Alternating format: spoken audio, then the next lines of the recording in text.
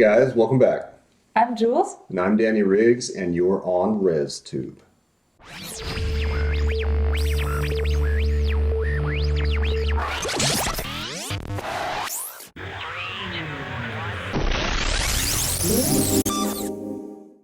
And today we have an unboxing for you, and it's something so special that I decided to try and get my definitely better half on board.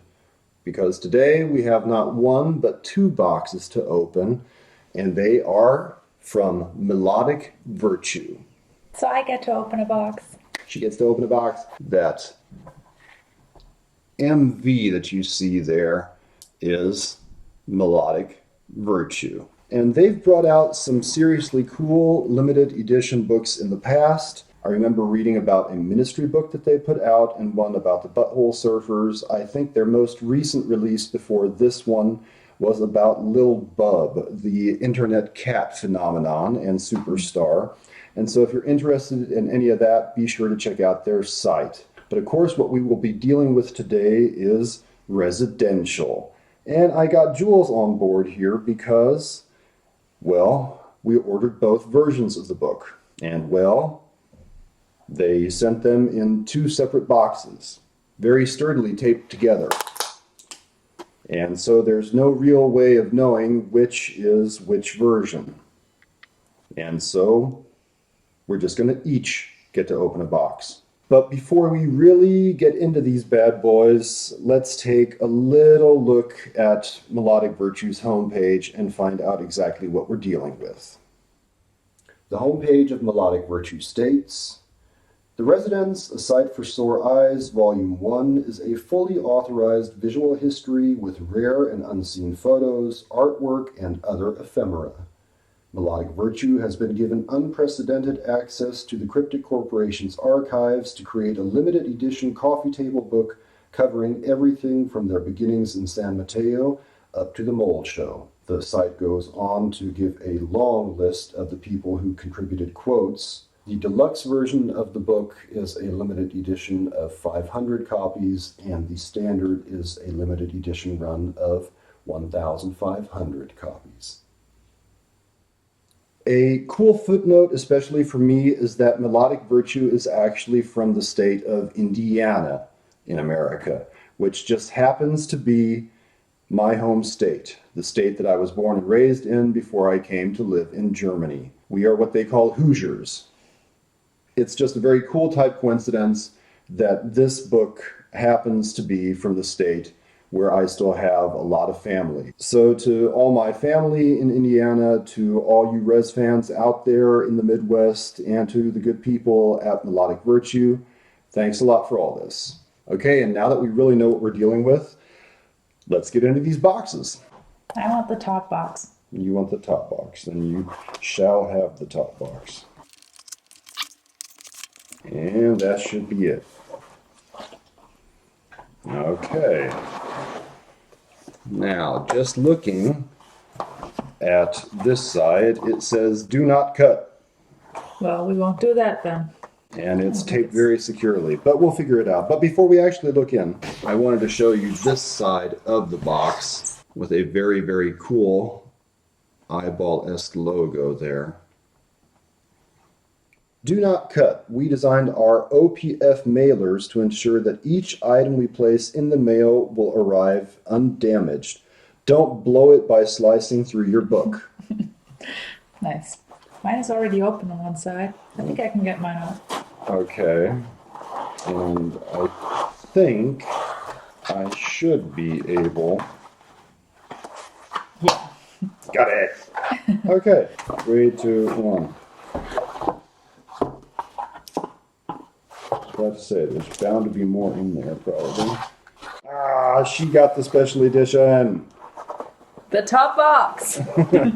Jules got the special edition. Okay, we'll do away with the boxes first. Now, to not confuse these editions, because although they really look identical at first glance, that is, this would be hers, or the special edition, this would be mine. You can actually already tell just by looking at the backs. Yeah. They're numbered here. Okay, and that says this is number 158 of 2000, number 158 of 2000, and this is number 840 of 2000. Ignorance of your culture is not considered cool. Ignorance of your culture is not considered cool. A classic tagline. And the reason I could tell that Jules has the edition that is limited to 500 copies is because of this notebook here.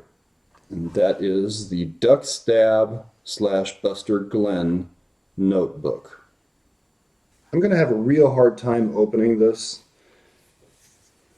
Do we open this? Jules says no.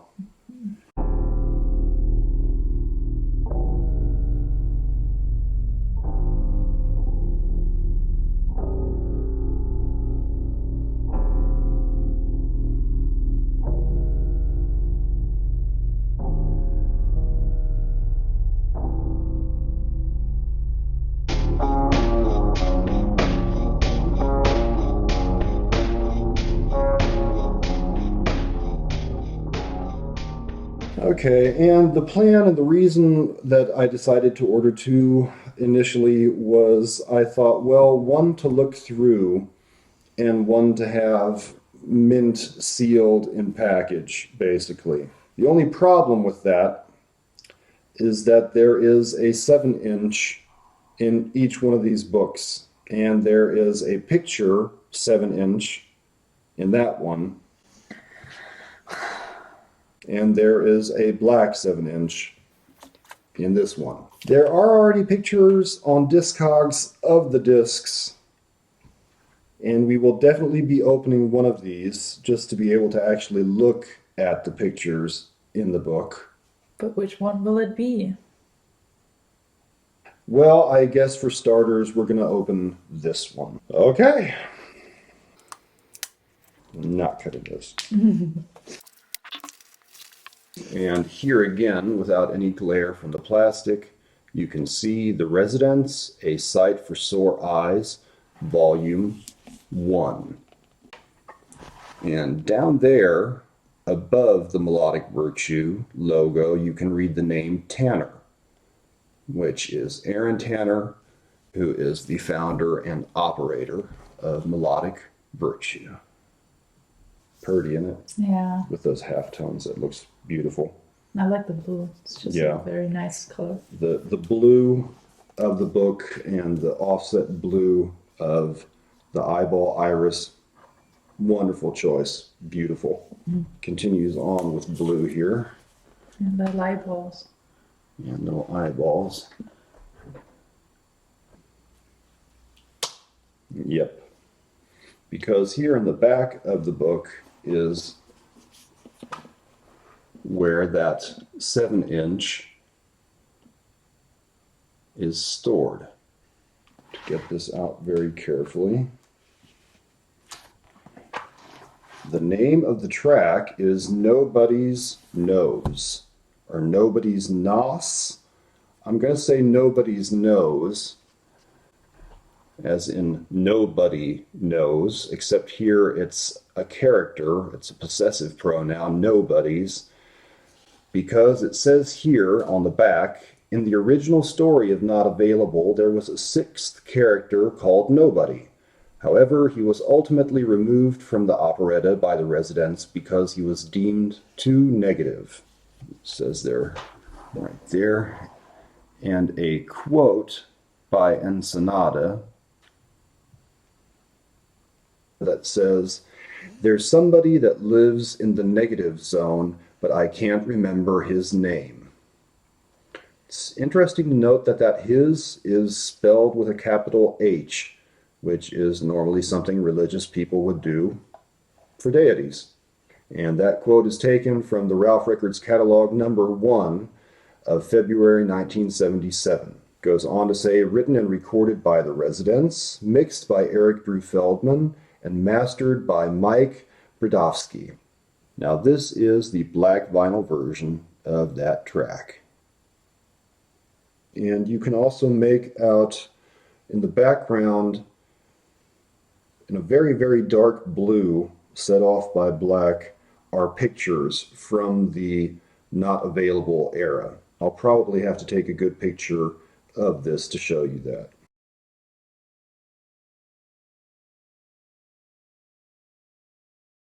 And now I really, really want to look at that picture disc. Not to mention the inside flap of this book, that is the very front, I believe, is signed by Aaron Tanner and signed by the residents. And my wife has said that we'll try and leave it closed, so we'll try and leave it closed.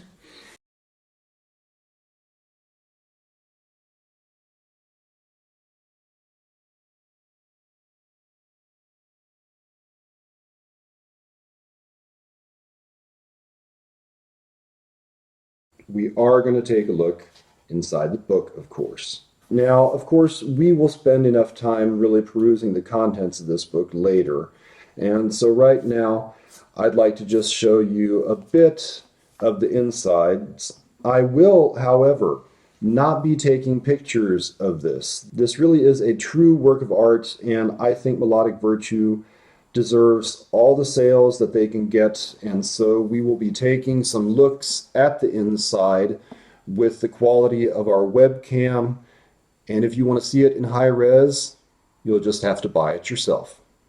Opening this up, we have those blue eyeball pages, and going one page further, we have the title, again in black and white. Before really shooting this video, I contacted the people at Melodic Virtue and asked if they would be okay with me not only showing some of the book, I also asked if they would allow me to read one or two quotes from the book, which you should do if you intend on doing something like this. It is, after all, copyrighted material. And seeing that I am a big, big Primus fan, I would like to read at least the thick quote here by Les Claypool. "If there is a hell, this must be the music they play there." I remember that Claypool quote from Theory of Obscurity, and being a Primus fan before I discovered the Residents, really, having someone that makes such, let's say, peculiar music as Les Claypool is known for say something like that really intrigued me when he said that in the film. It was just kind of like, okay, seeing how normal people react to Primus, I guess these Residents must really be something else. And so it was Claypool that wrote the introduction to this book. That's very fitting. And right after the intro, It's the Warner Brothers. there I you don't know go. what that is. Hey, damn. Right after the intro of this book, we have the years 1970 to 1972, and the chapter is titled The Warner Brothers Album, and I'm just going to say BS. I don't want to get into any trouble with YouTube for saying something that I'm not allowed to say. And as Jules was already able to point out, the logo there in the background is the logo of Warner Brothers without the W and the B inside. Whoa, that's a high res. High res, get it? I will show you this because a lot of us fans already have seen this picture, which is usually titled the first picture of the Residents. Interestingly enough, of course, without any masks of any kind, but I have never seen it in this quality before. Look at that. Okay, we can't just show you every page here of the book, and that's also not what we wanted to do. But up here, what caught Jules and my eye is also a relatively well-known picture. Just wonderful. I would be interested in knowing if that's a selfie of sorts. It could definitely have been made that way, as in just taking a picture of yourself in front of a mirror, which would be kind of an old school selfie, I guess. We're not going to actually show you every page of this book. That would not only be crazy and kind of stupid, that would also be way too time consuming. A very, very cool quote here by David Jansen of Ronaldo and the Loaf. The older you get, the easier it becomes to practice the theory of obscurity. And I'm not sure, but I think David said exactly that in his ResTube interview. When you get to your mid to late 60s, the theory of obscurity becomes a lot easier to practice. Seeing that we're not going to actually go through and show you every page and whatnot, but what I did want to do was look for a few certain quotes that I've already heard of online. We're on page 41 already, and it's still the first chapter, and a lot of images that will warrant some real inspection. There is just so much here, it boggles the mind. And here, page 51 is the last page of chapter 1, with chapter 2 being named Vileness Fats and Santa Dog, and that is dated from 1972 to 1984 with a bone. Very fitting.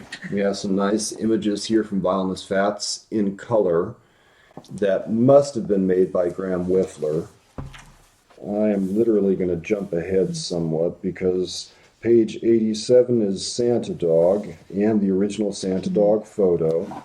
Remember that one? No, I'm not showing you every page of this. That's not what we're here for. And yeah, I was wondering why this chapter is 72 to 84, because that's quite the jump. But it says Santa Dog because Santa Dog 78 is also in this chapter. Because chapter 3 is Meet the Residents and Not Available, which is 1974 to 1978. So that is going with the time that Not Available was recorded and not when it was released. Mm-hmm. I'm normally very, very weary when it comes to heavy books because over the years I've had so many heavy art books just break apart. The way that this is constructed, though, it is extremely sturdy, and so that's really just very nice to know. I do want to look up at least one more quote. We have the Third Reich and Roll and Satisfaction as chapter 4 with some very, I'm going to say, swastika-esque design there. It's a very good way of solving that potential problem. Mm-hmm. Some cool pictures of Grove Street. Oh, and in the, that's funny. And in the chapter about the Third Reich, they have a quote by Alexander Hacke of Einstürzende Neubauten. I'm just going to leave that uncommented. The Third Reich and Roll film can. The film can. Okay. Chapter 5, Fingerprints, the Beatles play the Residents, and the Residents play the Beatles, and Baby Fingers. 77 to 81. That's right. Chapter 6 is Duck Stab / Buster and Glenn, 1978 to 1980. Here we have that. There are a lot of quotes by all kinds of different people here in this book. But there's one that I am looking for especially, just because I'm such a big fan myself. There's a quote here by Paul Rubens, aka Pee Wee Herman, which is a bit long to be read. Chapter 7 is Eskimo and Discomo / Goosebump, 1979 to 80. Quotes from the Death Grips, from Blaine L. Reininger of Tuxedo Moon. There's a quote here by Don Preston of the Mothers of Invention, who of course was also featured on Eskimo. And here it is. I don't even think that I told Jules about I knew this. Who was looking for. Okay. Because I've been a fan since my childhood in America, and I moved to Germany over 30 years ago. And since I was a little boy, I've been a huge fan of Weird Al Yankovic. And I think I saw a picture of this on their homepage, or maybe in that video that they made. But it says, without any doubt, the Residents are responsible for some of the greatest music ever recorded by anthropomorphic human eyeballs. Which is just such an Al thing to say. And there's the quote right across from the iconic cover of Eskimo. And that's just beautiful. A quote by Brian Poole from Ronaldo and the Loaf. Chapter 8, The Commercial Album and 1-Minute Movies, 1980. The original concept art for what turned out to be the cover of that. Interesting to note that that's just the same face twice there, left and right. They, at that point in time, maybe had not decided yet to use actual photographs, which turned out to be John Travolta and Barbra Streisand. A quote by Eric Andre, another person I was not even aware of, being aware of the Residents. And chapter 9 is Mark of the Mole, The Tunes of Two Cities, Intermission, and The Mole Show, 1981 to 1983. And that is where this book ends, if I'm not mistaken. Because the cover does already say Volume 1. Meaning we can, I hope, look forward to at least one or two more of these eventually. I know I'd buy them. Right? Right. Okay, Pendulet outside of Muziekcentrum in Utrecht, Netherlands in 1983. Get a hold of your hats for this one. You're gonna like this. Huh? Wonderful. God, I love Penn and Teller. And last but not least, here we have acknowledgments.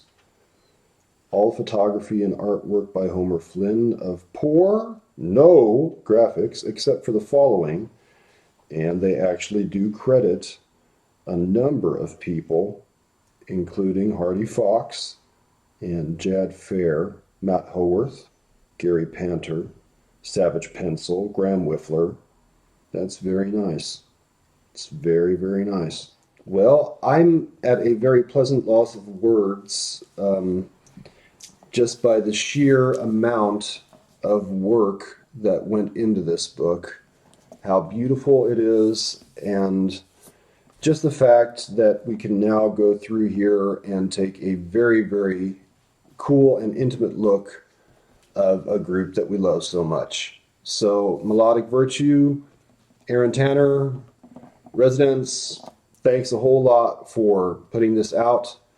This is really beautiful. Be sure to look at Melodic Virtue's homepage. Like I said, these are both still available, and so buy or die, as they say, because these will surely, surely sell out one day. And thanks a lot for tuning in. If you enjoyed the video, please hit like and subscribe, and share this clip.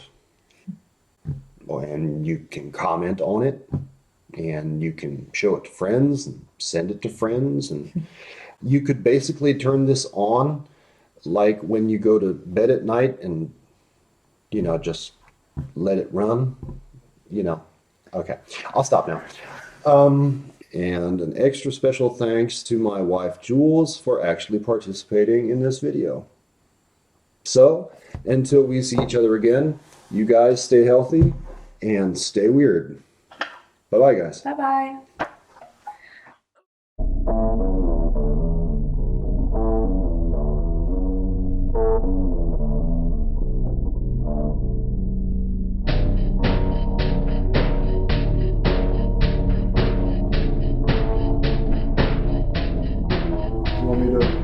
Yes, I want you to do it. We tried, but we failed. We Some tried, but we good. failed. It's hard stuff. Weird words. Also some picture colors. Some picture colors. Trust me. Schau bitte in die Richtung. Ja. Steckt da. Title of your sex tape. Bless you. Neuer Buchgeruch. Mhm.